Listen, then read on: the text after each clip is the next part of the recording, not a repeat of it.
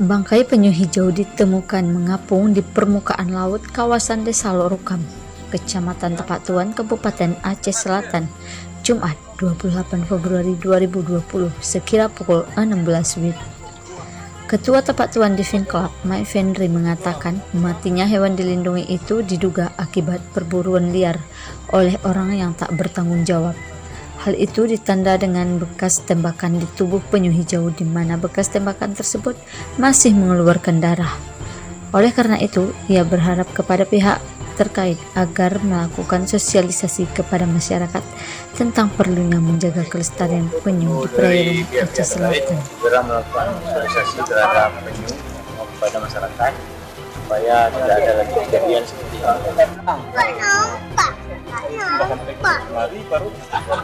Kelihatan di seperti bekas tembakan ya, Bang. Di bagian punggungnya ya, Bang. Bagian punggungnya sebelah kanan. Kalau menurut Abang, warga sekitar sini tahu nggak kalau penyu ini dilindungi?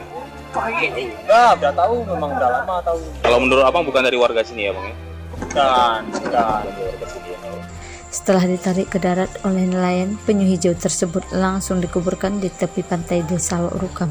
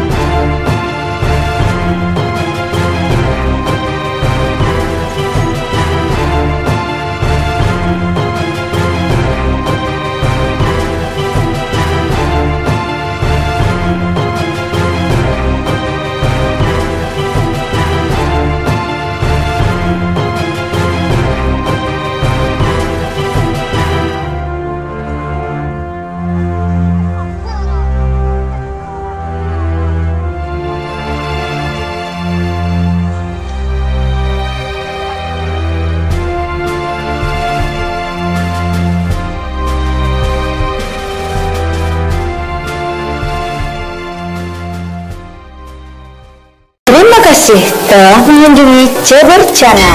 Jangan lupa komen,